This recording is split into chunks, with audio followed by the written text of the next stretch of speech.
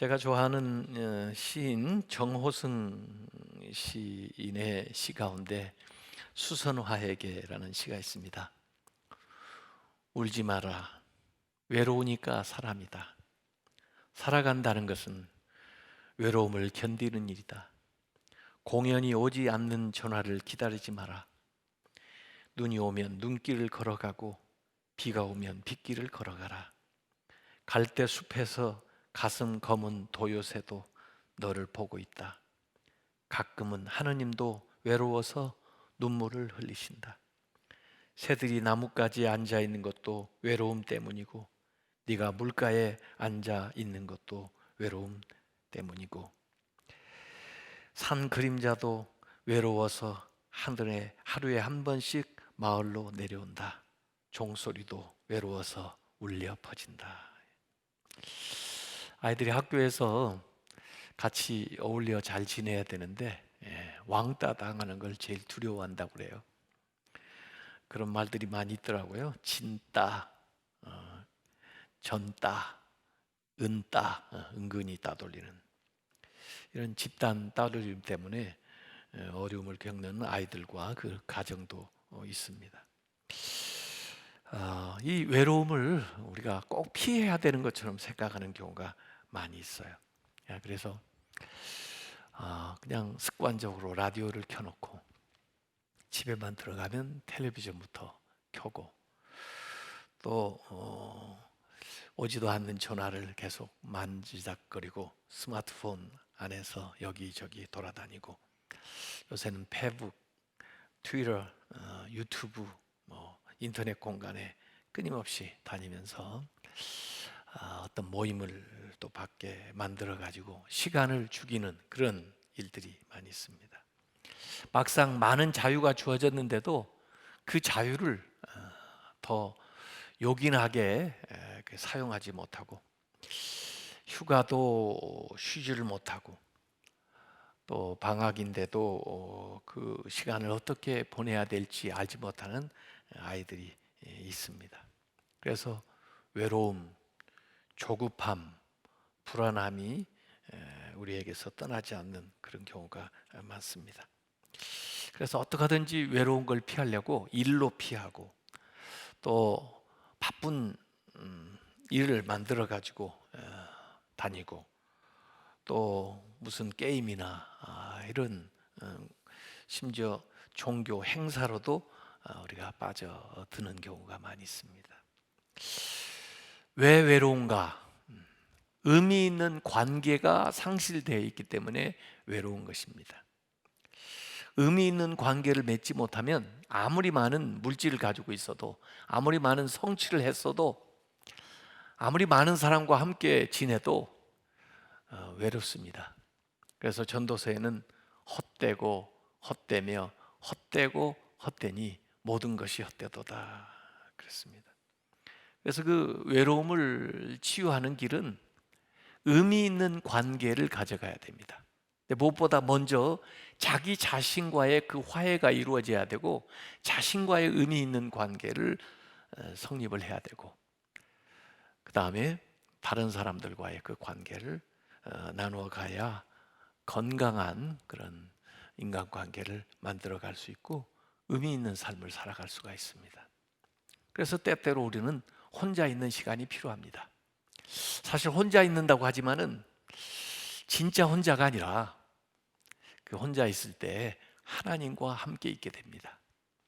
그래서 하나님을 통해서 자신을 돌아다보고, 또 하나님과 자신이 바른 관계를 형성해서 인생을 더 의미 있게, 보람 있게 살아갈 수가 있습니다. 그 파스칼이 팡세에서 그런 얘기를 했습니다. 인간의 모든 불행은 인간이 자기 방에 조용히 머물 수 없다는 그 단 한 가지 사실에서 비롯된다. 그래서 사람들은 시끄럽고 바쁜 것을 지극히 좋아한다.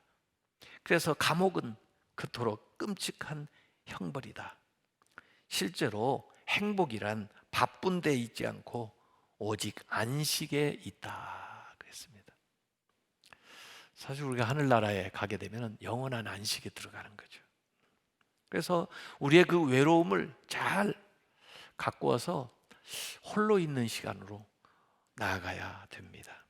그래서 하나님과 혼자 함께하는 그 법을 우리가 배워 나가야 우리의 신앙생활도 주도적인 신앙생활을 할 수 있습니다. 그러지 않으면 항상 남에게 의존하는, 심지어 교회에 의존하는, 주일에 의지하는 그런 신앙생활을 우리가 해 나가다 보면 이런 어려운 때에 자기의 믿음을 주도적으로 지켜간다는 것이 참 어렵습니다. 그래서 오히려 이번 기회에 저는 홀로 있는 영성을 잘 우리가 훈련해 가지고 자신을 더 잘 들여다보고, 그리고 하나님과 관계를 잘 형성하고, 그래서 내 주도적인 신앙생활을 해나갈 수 있는 기회가 되었으면 좋겠다, 이런 생각을 하고 있습니다. 그러지 않으면 늘 우리의 신앙생활이나 인간관계가 의존적이고 감상적이고, 또 서로에게 집착하고 또 서로를 구속하는 그런 건강하지 못한 신앙생활, 인간관계를 하기가 쉽죠.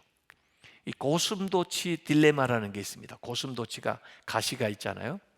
추우니까 좀 따뜻하게 하려고 서로 접근을 합니다. 근데 가까이 접근했다가는 서로의 가시로 찔려요. 그래서 상처가 되죠. 아유 뜨거, 아유 따가워. 그래가지고 잠시 또 벗어납니다. 또 너무 멀리 가면 춥잖아요. 또 가까이, 그러나 또 찔려요. 또 해서 일정한 간격을 유지하면서 같이 더불어 살아가는 법을 배운다고 합니다. 부부 관계도 마찬가지예요. 건강한 개인들이 만나야 건강한 가정을 이루지, 너무 집착하고 또 너무 구속하려고 그러면은 그 건강한 부부 생활이 되질 않습니다. 라이너 마리아 릴케도 사랑은 여기 있으니 고독을 체득한 두 사람이 서로를 보호해주고 서로에게 선을 그어주고 서로를 맞이하는 것, 그것이 사랑이다, 그렇게 얘기를 했습니다. 오늘 창세기 32장에 보면은 야곱 이야기가 나옵니다. 야곱은 정말 많은 나그네 길을 돌고 돌아 살아갔던 사람입니다. 브엘셀바에서 베델로, 그곳에서 하란으로, 그리고 또 나중에 야복으로 돌아와서 오늘 창세기 32장이 나와요. 그 후에도 물론 세겜, 베델로 다니지만은 고향을 떠난 지 20년 만에 다시 고향으로 돌아오는 길입니다. 그가 인생을 살면서 어느 곳에 가든지 늘 뇌리 속에 떠나지 않는 사람이 에서예요, 에서. 그리고 어찌 보면은 늘 이 야곱은 에서 컴플렉스에서 벗어나지를 못했습니다. 내가 간발의 차이로 늦게 태어나가지고 참 예서처럼 왜 되지를 못했나, 이런 겁니다.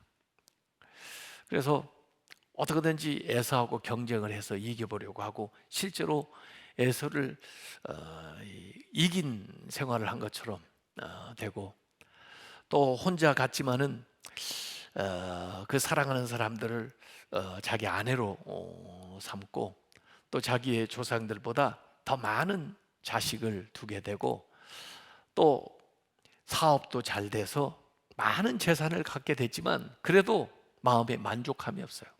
항상 불안하고 항상 쫓기는 것 같고 항상 부족한 것처럼 느껴지고 있는 것입니다. 그래서 결국 그렇게 애써서 얻었던 모든 것들을 다 먼저 보내고 이 야복강에 딱 혼자 남게 되는 겁니다. 그게 창세기 32장 24절에 나와요. 야곱은 홀로 남았더니 어떤 사람이 날이 새도록 야곱과 씨름하다가, 야곱이 혼자 남았을 때 그때 하나님이 이렇게 찾아오시는 겁니다.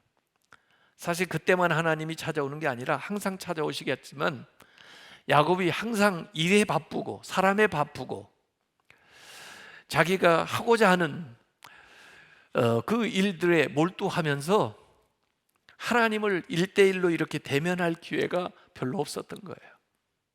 하나님은 야곱을 홀로 있게 하시고 그 다음에 그 시간에 이렇게 찾아오십니다. 그 만남을 통해서 결국 야곱은 자기 자신의 인생을 마주할 수 있는 기회를 얻게 돼요. 자기 자신을 바로 볼 뿐만 아니라 자기를 찾아오신 그 하나님의 얼굴, 분이엘 하나님을 배웠게 돼요. 그리고 그 만남을 통해서 자기의 인생이 변곡점을 맞이하게 되는데, 자기가 평생 예서가 되고 싶었는데 그 예서가 되는 것이 아니라 야곱이 이스라엘이 됩니다. 더 위대한 하나님의 계획을 자기 인생에 받아들이게 되는 거죠. 그러고 나니까 자기가 극복해야 될 대상, 또 자기가 늘 생각하던 그 에서 컴플렉스를 비로소 넘어서게 되는 겁니다. 참된 평화가 그의 삶에 찾아오게 되는 거죠.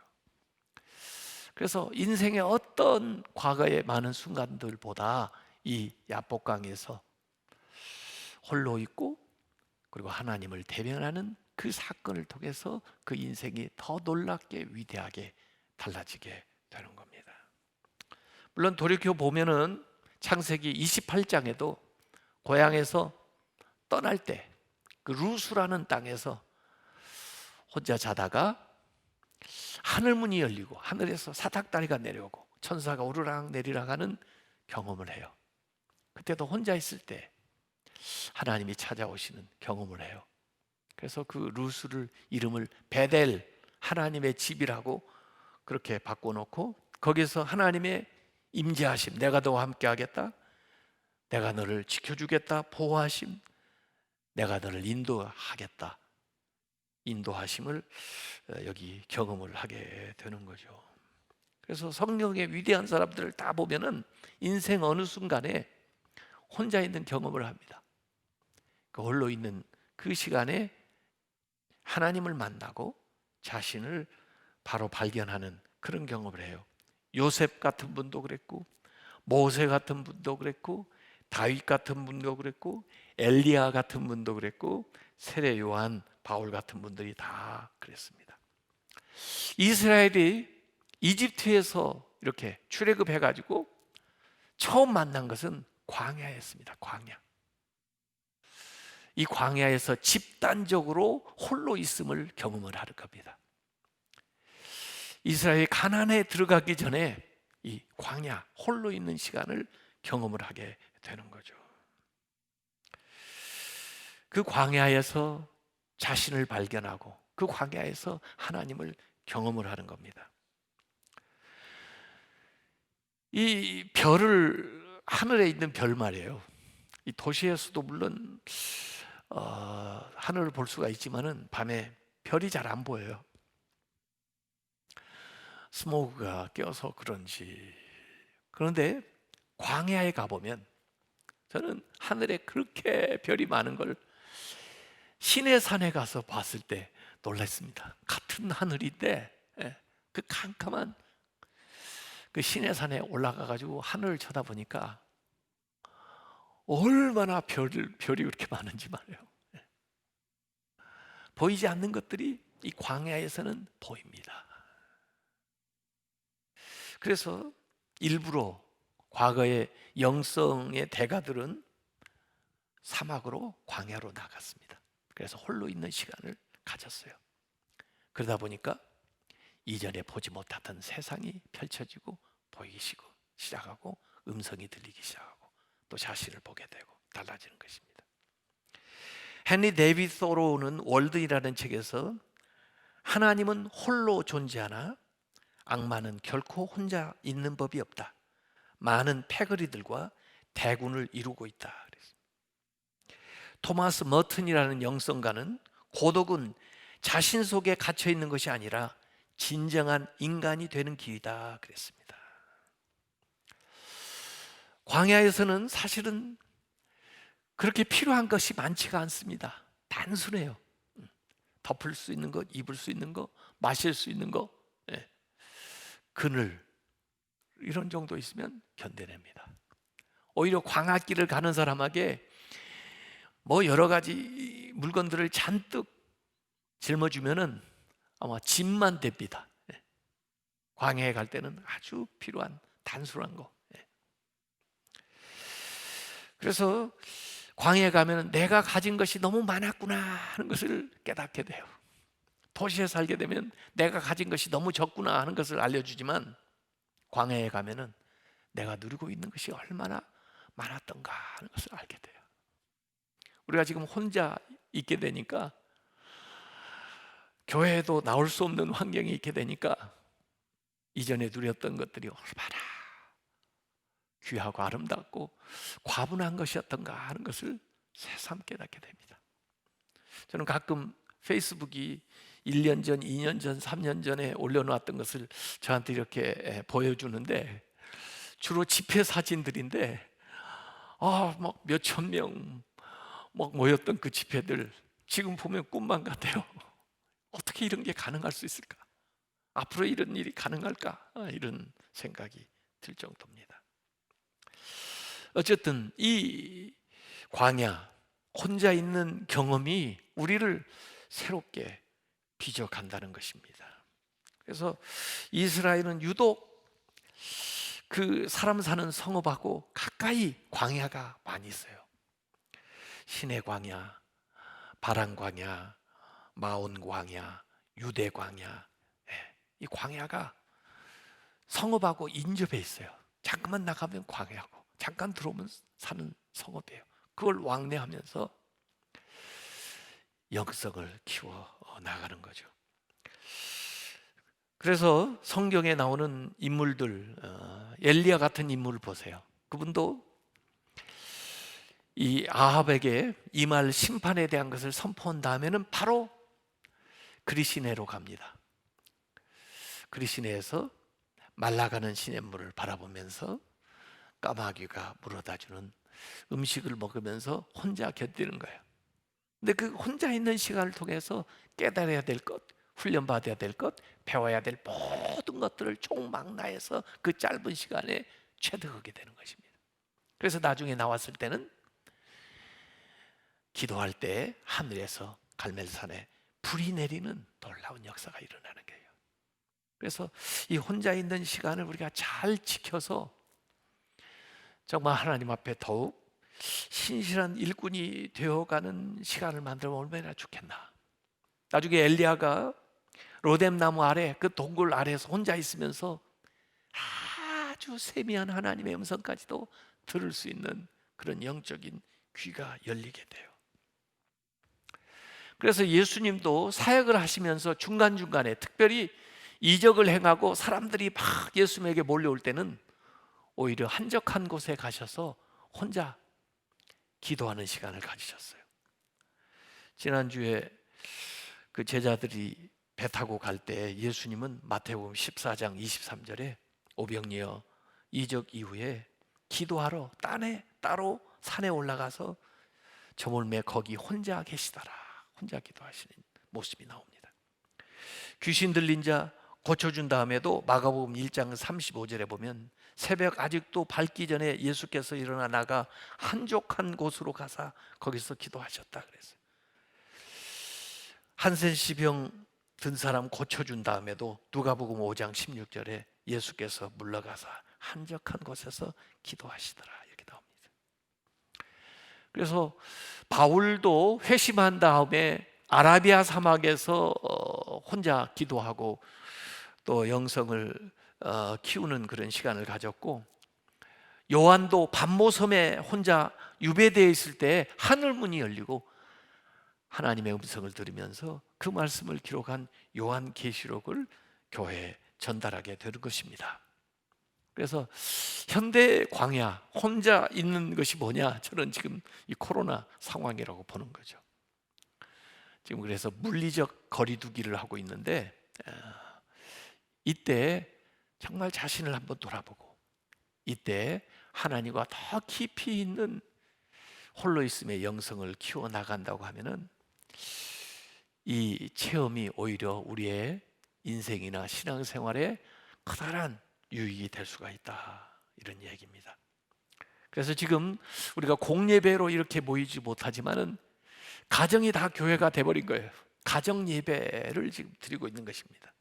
근데 원래 교회의 시작은 가정이에요.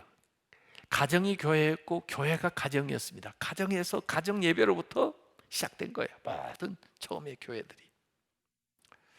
그래서 온라인 예배라고 하는데 저는 그냥 온 예배라고 하고 싶어요. 온 예배 스위치 올리는 거죠, 집에서. 그래서 모이는 교회를 그동안 우리가 많이 했는데 이제 흩어진 교회, 내가 교회고 우리가 교회고 가정이 교회이기 때문에 홀로 있음의 영성을 우리가 갖는 것입니다. 그래서 이때 우리가 해야 될 주요한 4가지 과제를 말씀드리고 싶어요. 첫 번째는 안식하는 겁니다. 이때 못 쉬면 어떻게 쉽니까? 지금 강제적으로 쉬어 그러고 온 인류에 지금 안식을 명하신 거라고요. 기왕에 쉬는 거 기분 좋게 편안하게 쉬세요. 조금 여유가 없어도 마음으로라도 시간적으로라도 여유를 가져보세요. 지금 강제적인 안식을 주었는데 이 안식에는요 휴, 복, 성 3가지가 있어야 돼요. 쉬는 것뿐 아니라 복을 받아야 돼요. 하나님이 주시는 복을. 안식할 때 하나님이 새로운 아이디어, 생각을 주십니다. 그래서 새로운 생각을 자꾸 해보세요. 거기에서 하나님이 복된 일들을 만들어 가실 거예요. 휴, 복, 성, 거룩해지는 겁니다. 주일만 거룩하게 하는 것이 아니고 우리 안식하는 시간에 우리의 삶을 거룩하게 만드는 거예요. 정화시키는 거예요. 그래서 우리의 시간을 구원하고 시간을 성결하게 만들고 시간을 의미 있게 만들어 가도록 이렇게. 그래서 도끼 날을 가는 기간으로 한번 삼아 보세요. 다시 일하게 될 테니까, 다시 바쁘게 될 테니까 그걸 준비하면서 계획하면서 또 평소에 못했던 것들을 한번 돌아보는 그런 안식.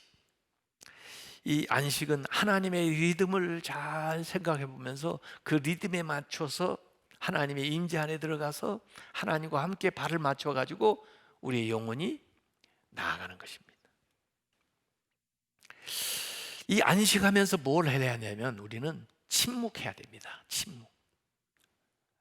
더구나 마스크까지 썼으니까 침묵 훈련하기 참 좋습니다. 꼭 필요한 말 외에는 좀 침묵했으면 좋겠어요. 더구나 남을 비난하거나 욕하거나 불평하거나 상처 주는 말은 좀 안 했으면 좋겠어요. 침묵하라고 마스크 쓰고 있는 거예요. 남에게 덕이 되고 격려하고 감사하고 또 살려주고 하는 그 품위 있는 말은 우리가 해야 되지만은 침묵하는 거 이것이 참 필요합니다. 우리가. 그래서 안식하면서 침묵하는 거 이걸 한번 우리가 이번 기회에 훈련을 받았으면 좋겠어요. 2번째 훈련은 기도하는 것입니다. 기도. 근데 기도하고 짜게 되는 거 뭐냐면 경청하는 거예요. 기도는 하나님한테 말씀을 이렇게 하는 거지만은 경청은 하나님 말씀을 듣는 것입니다. 근데 사실은 우리의 기도가 깊어지면 경청하는 것이 많아져요. 내가 말씀드리는 것보다 주님이 말씀하는 것을 많이 듣게 돼요. 이 기도하는 것은 하나님이 제3자가 아니라 나와 너의 관계를 하나님과 더 긴밀하게 맺어가는 거예요. 그래서 기도 시간을 통해서 하나님과 대화를 하게 되는 겁니다. 케르케고르는 이렇게 얘기했어요. 어떤 사람이 기도를 하였는데 처음에는 기도는 말하는 것이라고 생각하였다. 그러나 그는 점점 더 조용하게 되어서 결국 기도는 듣는 것이라는 사실을 깨닫게 되었다. 그래서 기도는 경청하는 것입니다. 하나님의 음성을.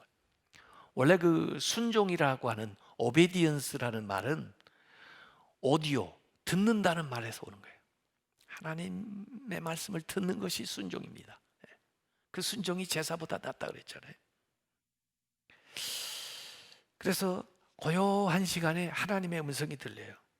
그 하나님의 음성을 듣기 시작하면서부터 내 내면이 충만해지기 시작해요.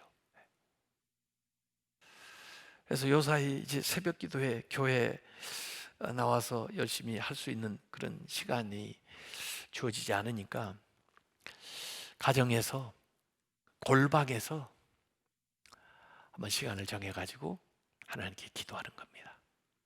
그 시간을 통해서 말씀해 달라고 하나님께 귀를 열고 들어보세요. 그렇게 해서 이 기도가 일방적인 것이 아니고 하나님과 이 쌍방향으로 이루어지는, 이제는 교회 안에서 막 통성 기도를 같이 연합해서 하다 보니까 우리가 하나님께 아뢰기는 아뢰는데 하나님의 음성을 들을 그런 기회가 좀 적었는데, 이번에는 적게 말하고 하나님의 음성을 많이 듣는 그런 기도를 해봤으면 좋겠어요. 기도, 경청. 세 번째는 말씀입니다. 내 그 말씀을 묵상하는 거예요. 말씀과 묵상이 짝을 이루는 겁니다. 예레미야서 15장 16절에 보면 만군의 하나님 여호와시여, 나는 주의 이름으로 일컬음을 받는 자라. 내가 주의 말씀을 얻어먹어 싸우니 주의 말씀은 내게 기쁨과 내 마음의 즐거움이다 그랬어요. 말씀 안에서 내가 기쁨을 얻고 말씀 안에서 즐거움을 얻습니다. 이 말씀이 나의 양식이 됩니다. 이 말씀을 먹는 거예요. 광야에서 이스라엘에게 만나를 주셨는데 만나를 보관할 방법이 없습니다. 하루 지나면 쓰러지고 벌레 생기고 상해요. 그 만나를 보관하는 방법 유일한 것은 먹는 겁니다. 먹어서 에너지화, 생명화 할 때만 이 만나가 살아있는 거죠. 이 하나님의 말씀은 우리의 삶을 통해서 나타나야 생명 있는 말씀이 됩니다. 그래서 말씀의 육화, 내 몸을 통해서 나타나 엠바디먼트. 그래서 이 기록되어 있는 이 말씀이 살아있는 말씀으로 나타나도록 말씀을 묵상하는 겁니다. 그래서 최근에는 이제 드라마 바이블을 우리가 많이 듣고 있는데요. 그동안에는 막 통독도 했어요. 그래서 저도 많이 성경을 다른 번역본으로 찾아가면서 읽어보기도 했는데, 요사이 드라마 바이블을 이렇게 들으니까요, 새로운 경험을 하게 돼요. 이전에 성경에 있는지도 몰랐던 말씀이 들리더라고요. 아, 이런 말씀이 있었지. 아, 새로운 깨달음이 와요. 새로운 울림이 있어요. 그래서 눈을 가만히 감고 성경을 한번 들어보세요. 그리고 가끔 눈을 뜨고 그 본문 내용을 한 번씩 확인을 해보세요. 그렇게 한번 드라마 바이블로 성경을 읽는 것도 굉장히 도움이 됩니다. 또는 성경을 필사할 수도 있어요. 그렇게 하면서 이번 기회에 한번 전체 말씀을 내가 한번 들어보겠다. 그리고 그 말씀을 묵상을 하겠다. 그래서 그 말씀이 개인적으로 자기에게 주는 말씀을 듣게 되는 것이 묵상을 통해서 되어지는 겁니다. 마지막 네 번째 짝은 독서와 쓰기입니다. 책을 읽는 거예요. 근래 언제 책을 그렇게 열심히 읽어보셨는지 한번 생각을 해보세요. 점점 책하고 멀어져요. 영상 매체들이 많이 나오다 보니까 책을 읽지 않아요. 그러다 보니까 책을 열심히 쓰신 분들도 책이 보급이 안 돼요. 이번 기간에 좀 책을 좀 읽어봤으면 좋겠어요. 저도 최근에는 이제 일주일에 한 몇 권씩 읽어요. 그리고 근래에 책을 지금 2권을 썼어요. 그 책이 나올 거예요. 그래서 이 독서는 자기 자신을 탐험하는 거예요. 책을 읽을 때 내 안에 있는 가능성이 불러져 이렇게 나와요. 부름을 받고 나오는 거예요. 그래서 진정한 자아를 찾아가는 길잡이가 책이에요, 책.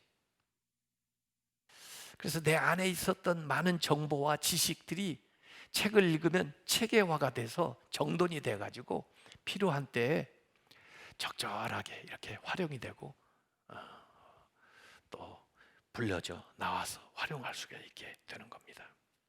그래서 저는 하스피탈리티, 기독교인의 미덕 가운데 환대하는 것, 집을 열고 낯선 사람을 이렇게 맞아들이는 게 좋은 미덕인데, 그걸 통해서 그 사람의 세상, 새로운 세상이 내 삶의 영역 안에 들어와요. 그래서 내 세계가 넓어집니다. 새로운 정보도 얻게 되고 또 많은 것을 배우게 되고 또 결단을 하게 되고 좋은 영향을 받게 되는 거죠.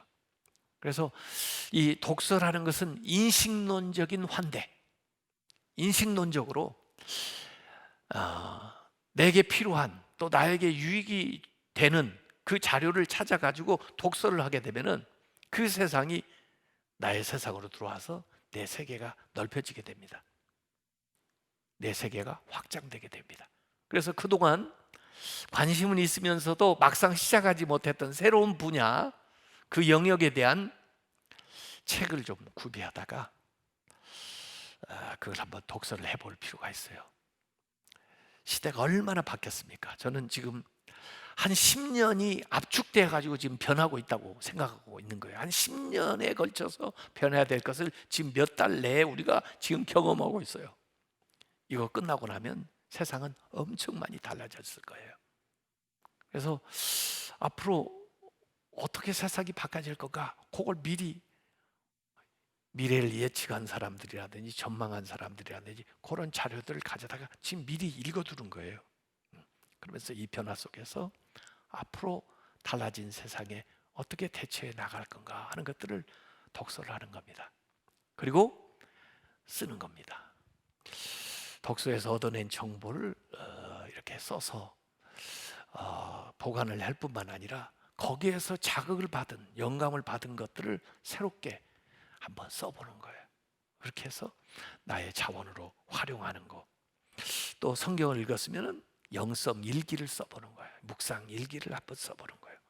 다른 사람에게 나누고 싶은 이야기를 써서 다른 사람에게 좀 전달을 해주는 거예요. 이렇게 해서 이번 이 홀로 있는 시간이 정말 어찌 보면은 하나님이 우리에게 은혜로 주신 시간이다, 그렇게 느껴질 수 있도록 우리가 각자가 노력을 하는 겁니다. 그래서 다시 만날 때에는 정말 성장한 모습으로, 더 성숙한 모습으로, 더 깊어진 영속으로 우리가 만나는 겁니다.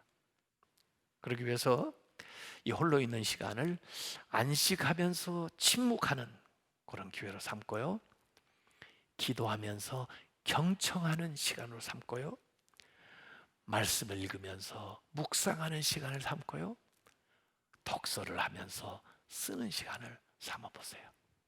그러면은 이 시간이 손해만 나는 시간이 아니라 우리의 삶을 더 풍요롭고 아름답게 만드는 변곡점이 될 겁니다. 야곱이 그 창세기 32장에서 경험한 인생의 놀라운 전환점이 우리 각자에게 오게 될 거예요. 이렇게 살아간 사람들에게는 앞으로 주어지는 시간들은 우리가 지금 손해난 것보다 더 많은 것들로 하나님이 보상을 해주시고 축복을 해주시고 채워주시게 될 겁니다. 그래서 그런 과제를 가지고 살았으면 좋겠어요. 이 수녀이시지만은 좋은 시를 하나 쓰셔서 제가 이혜인 수녀의 나를 길들이는 시간을 하나 읽어드리겠습니다. 홀로 있는 시간은 쓸쓸하지만 아름다운 호수가 된다. 바쁘다고 밀쳐두었던 나 속의 나를 조용히 들여다볼 수 있으므로, 여러 속에 있을 땐 미처 되새기지 못했던 삶의 깊이와 무게를 고독 속에 헤아려 볼 수 있으므로, 내가 해야 할 일, 안 해야 할 일 분별하며 내밀한 양심의 소리에 더 깊이 귀 기울일 수 있으므로, 그래, 혼자 있는 시간이야말로 내가 나를 돌보는 시간, 여러 속의 삶을 더 잘 살아내기 위해 고독 속에 나를 길들이는 시간이다. 아멘. 오늘은 이렇게 제가 보는 화면에는 줌에 들어오신 분들을 제가 보면서 설교를 할 수 있어서 너무 좋았습니다. 하나님의 은혜가 우리 있는 처소에 늘 함께 하시기를 바라겠습니다.